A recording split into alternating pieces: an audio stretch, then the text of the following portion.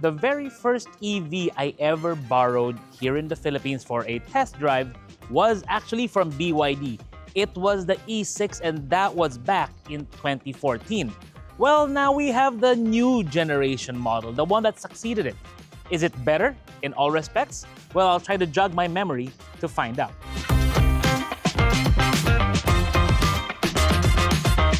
Hey everyone, Vince here from AutoIndustriya, and yes, now we've got the BYD EMAC 7, the model that they launched at the Manila International Auto Show just about 2 months ago. Now, the EMAC 7 is the selling name of this vehicle here in the Philippines, but in other markets it's known by different names like M6. It's also, or a variation of this is known as the E6, which is sold as taxis in a lot of countries, similar to what you would get from, let's say, an Avanza, that kind of thing. And then you also know this by the song Max over in China. There are many different names, but in reality, the model, it hasn't really changed that much from each market. It's really a matter of changing the look a little bit, facelifts, updates here and there, different interiors, but the architecture is pretty much the same. Now, what I want to stress here is that this is not a hybrid model. This is not a plug-in hybrid like the DMI. This is a full electric vehicle, a battery electric vehicle. And it has an electric motor right here in front. Makes about 204 PS and 310 Newton meters of torque. So yes, those numbers are going to be very, very similar to the BYD Atto 3. If you notice in the MPV class, there aren't really many players. I mean, you do have the Innova, which this one, in terms of size, would be fairly close, but the Innova has gotten bigger with the new hybrid generation, the Zenix generation. So this one kind of finds itself more in between, like between an Avanza and where an Innova would be. But in terms of the dimensions, you can already see it right here. It's about 4.7 meters long overall, and the width, not too wide, but still got pretty good room inside. The front end, if you notice, it's got this blade right here, the satin blade with the BYD logo. They're not Build Your Dreams spelled out, but they do have it inside the Build Your Dreams. The wide LED headlamps over there. The different way they do the front, very similar to the Atto 3, but not as aggressive, particularly with this part. The wheels, these are 17s, and they come with GITI or GT tires, all in all. So in terms of comfort, it clearly goes for comfort because this is not a sporty MPV. It's not trying to pretend to be that kind of thing. It does have a high sidewall there, so more absorption when it comes to comfort. And as we drive it later, we'll show you that it does have quite a few attributes that make it comfortable for our kind of roads. Now, what's interesting with this vehicle is the way they do the entire roof line of it. You see, it's very, very sloped over here.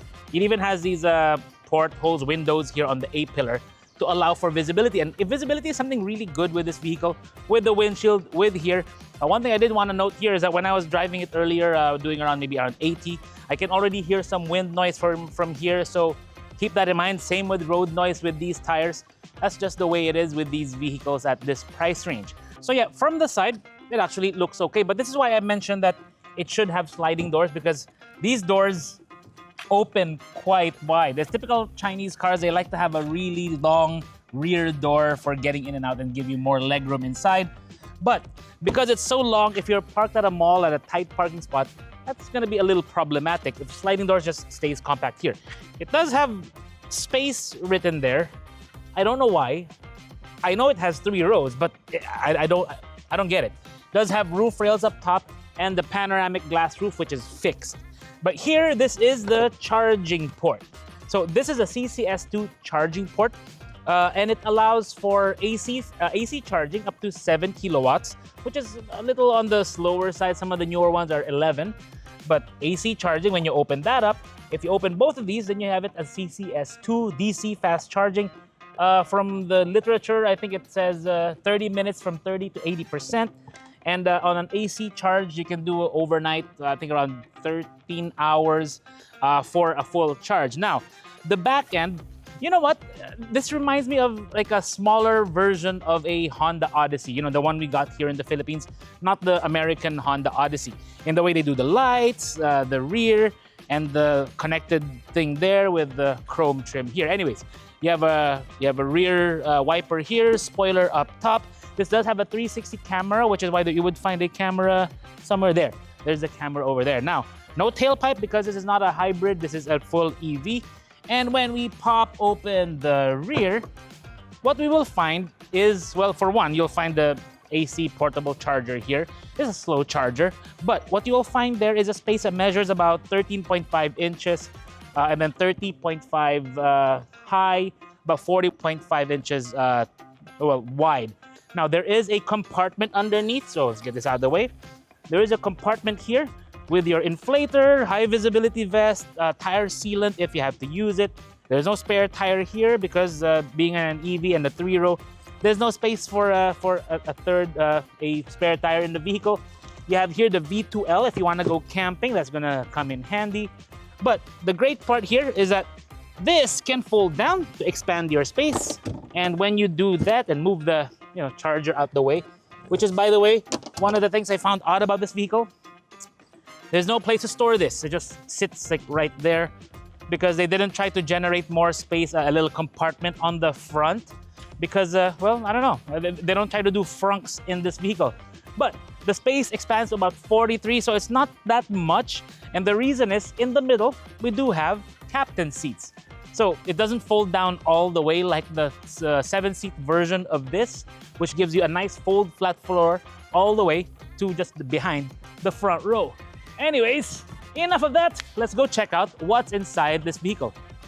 And one thing, the motor of this is a little on the noisy side, but not really a big deal.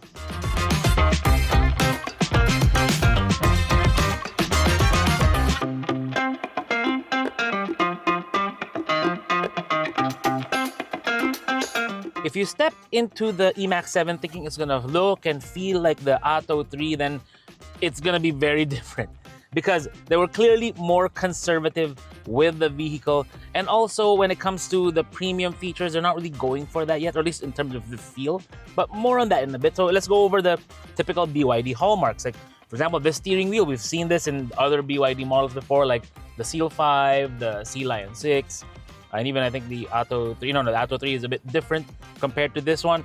Then we see the transmission control, PRND. You have a wireless charging pad here, and then another pad here on the left, but it's not a wireless charger. 2 cup holders. The center screen here, of course. This is one of the normal things we expect from any BYD now. It does have the rotate function, which of course, while highly impractical, it is a nice parlor trick to show your friends. But if you use the Apple CarPlay or Android Auto, yes, it has both. And I think both are the wired kind. Then this is like not really like, it's just gonna go back to the landscape mode. So kind of, why bother with that? Up here, we have the panoramic glass roof. The use of the dashboard, the dash top, it is soft touch, but it's an older generation soft touch. Again, I was explaining, this feels like a much older generation vehicle because it is. It's not part of the Ocean series. It's the previous generation. I think it's been around maybe since like the late 2010s, this generation. And then they've updated it, facelifted it, which is what we see here. And another sign of that, they spell out build your dreams both here and under here on the center armrest. They don't use this anymore for the newer generation models, but they retained it for this one. Also the AC vents, nothing fancy. These are very conventional AC vents.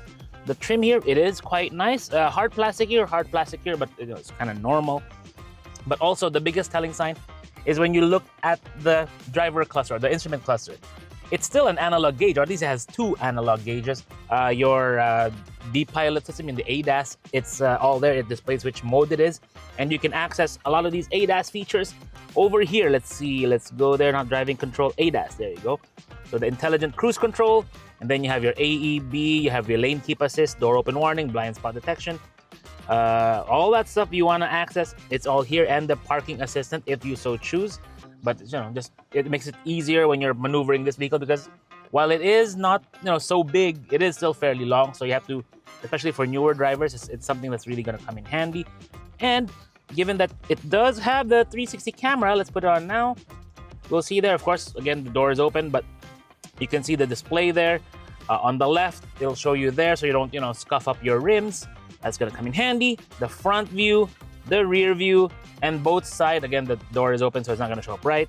And they have the 3D view, and then the transparent view over there, so you can see what it recorded when it went over this parking spot. That's all well and good. That's going to come in handy. You know what? I've actually put this to the test when there was a cat underneath the car, and I just used it But of course, the cat was static and moved away already. Now, what else do we see here? You have the energy monitor here. So you can adjust the regenerative braking, 2 modes, standard or high. So in high mode, when you lift off the throttle, it becomes more aggressive when it comes to the recapture of the energy.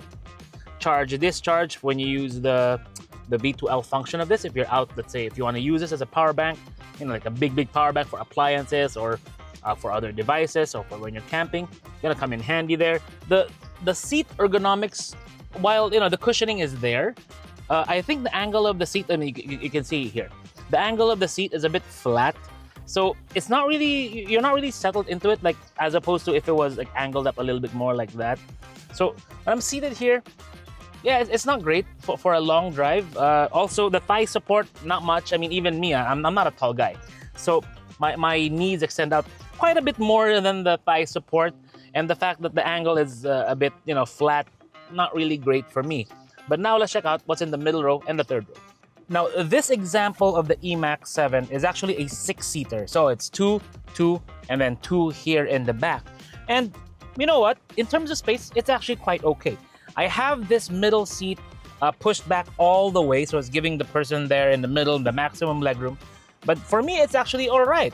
And the fact that it's a 6-seater, I mean, even when I move that seat backward, my knee room, I still have maybe about that much, about an inch maybe of knee room here before I hit that. The front seat, the angle of this is not like upward like that, so it's more flat. So for a long drive, not going to be great. But again, for a kid, it should be no problem here. But also, you do have cup holders here, clip, speakers, AC vents. I appreciate this, one for each side. There's also a hump here, and I'm guessing this hump is for the retract of the window shade here for the sunroof. But I mean, room is okay, but lacking in amenities here in the back as expected. Also, critically, no USB port here in the back. But if you run a cable from the middle to here, you can just have to buy an extra long cable. Anyways, let's check out what this seat has to offer. My take on this middle row of the eMax 7 is going to be a mixed bag. Now, if you're going to mount a child seat here, it's going to be great because you do have anchors here for your ISOFIX. Comes in very handy. There are some things I like about it, like the pockets here is segmented, which is nice. Another pocket here. You have your own AC blower controls there. So, and you also have the vents up here and the light and the hook and the grab handle. Makes it very convenient. The seats themselves are actually okay. It does have this armrest, which you can reset the angle depending on what you want. Same with the other side. The cushioning is great. The power windows here, I mean, does it go all the way down? Almost all the way down. And then, you know what? USB and USB-C port down there. But that's about it. Because when I'm sitting here, well, for one, it feels weird. Like usually when you sit in the middle, so in the middle seat with captain seats, it's going to feel like, wow, it's great, it's fantastic. Like I can really picture myself cruising here. But this one, no, it's weirdly configured. Like for one, I'm seated a bit high up, which does give me a nice view over the driver's head, but it just feels odd in the way they spec this. Now there is a row here, yes, which is fine, but the leg room or the foot room is okay, nothing great. There is knee room here, but it doesn't feel like you can stretch out. Like someone's seated here. If you're gonna treat this like an executive car, you can't really stretch out here. Maybe here you can a little bit more because this is my driving position. So that is odd. Also, the angle of the seat of the lower cushion is also quite flat. So it again also feels weird.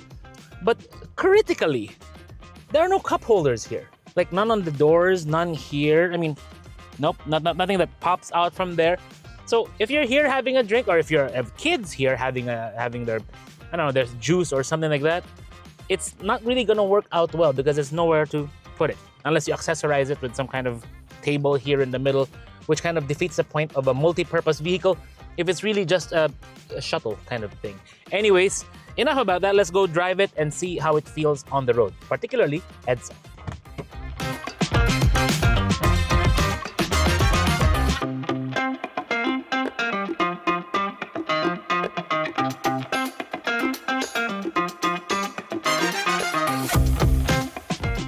our viewers wonder why we always go on EDSA, and two reasons.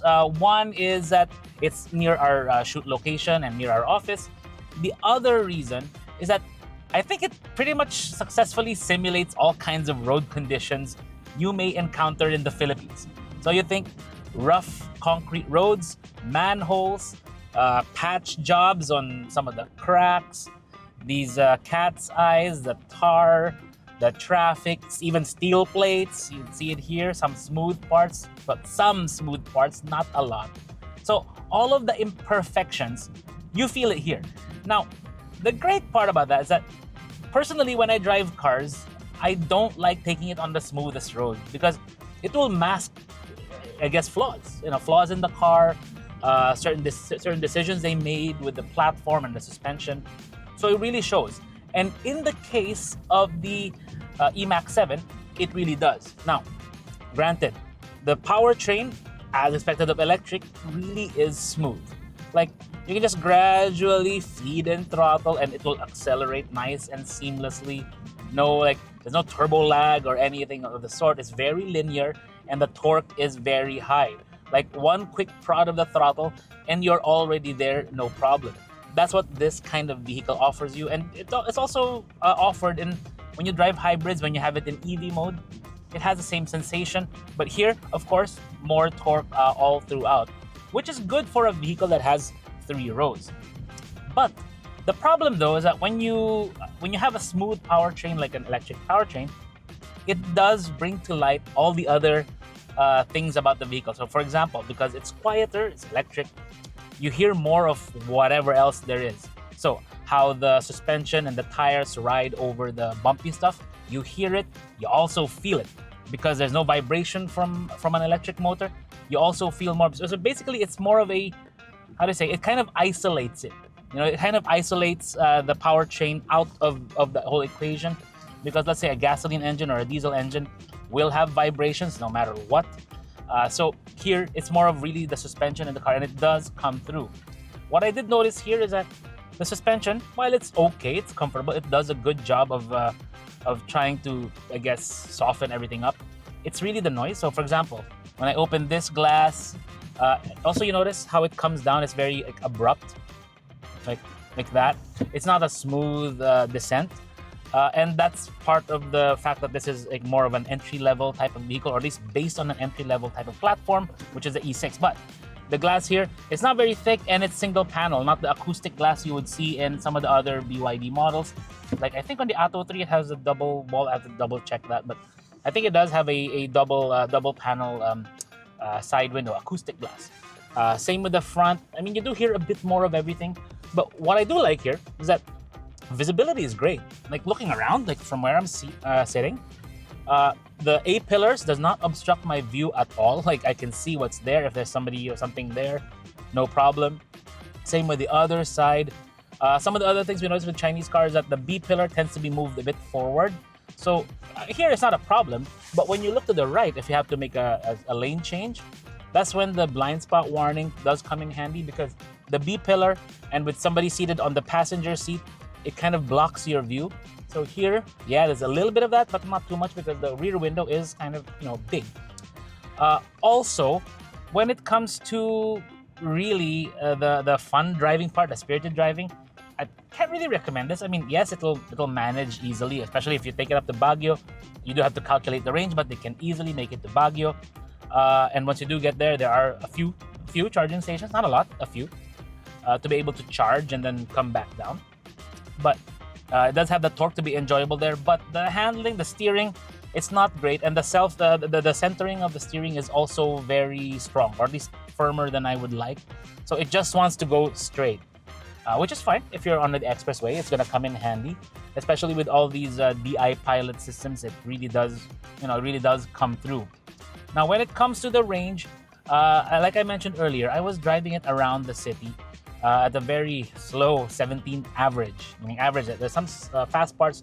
There's some parts that are really just crawling traffic, like 10. And yeah, the range, the consumption was 13.9, I think, per 100 kilometers, which is pretty good, because if you compute that, I think that's over the claimed range that they have. So we'll do the computation right now and show you. But yeah, but it's still good range overall for this one, particularly in the city, because that's where these EVs come to play. In the city at low speed, you can just manage your throttle pressure, no problem. We can even do the low speed cruise control, but why bother with that right now? I can just easily manage my throttle here. What I would want out of this is that it doesn't seem to be made for what people want, or at least what customers want in this class of vehicle, or in many of the the general vehicles, particularly when it comes to height, the ground clearance. Because the ground clearance of this, I think they're quoting around 170, which is okay, but I would have preferred a little bit more, because where I live, where a lot of people live, and it's always been a concern is when you deal with a flood or a puddle. I know BYDs, I mean, there are videos circulating of a BYD, I think it was an Atto 3, crossing a flood in Cebu. And because there's no internal combustion going on, it's not sucking in any air. So there's no pistons to brake, nothing of that. So long as the battery is nice and sealed, you should be okay. Now, let's change lane here. And yeah, I mean, it's all right. Again, visibility is great in this vehicle. The mirrors are good. And the blind spot warning does come in handy. Now, what else would I change here? I mean, you know what? I think they did what they can with the constraints they were given. So what I mean by that? This is an older platform, so there are certain constraints that they can't change. Like I mentioned earlier, the legroom in the middle row, they can't change that anymore because the railings only go up. So what they could have done in the packaging of this is incorporate the motor a bit more like almost under the dashboard kind of thing. Like what Honda does. Honda does with the Jazz or Fit, in that they push they try to push the cabin as far forward as possible, the dashboard as far forward as possible, to the point where the dashboard sits almost over the engine, right? They could have done that with this because an electric motor is going to be a lot easier to do that. But what they did instead was to generate a hood to make it look more like a conventional car, which I think they could have adjusted easily, because again, the electric powertrain does offer you more flexibility in that sense. And when you do that, like what Honda did with the Jazz and these other vehicles, is that they generated so much more space by doing that, particularly in the back, which is why when you sit in the second generation Jazz, you'll notice that the space in the back is very generous. So anyways, they could have incorporated all these lessons from other manufacturers to make for a better vehicle overall. Ooh, big fire truck next to me. I hope you can see me. There you go. So anyways, that's about it for my thoughts on the BYD EMAC 7. Is it going to be for everyone? No, absolutely not. Because EV is really not for everyone. But if it fits your lifestyle, is it worth considering? Let's go back to the warehouse and find out. And let that big red fire truck go through.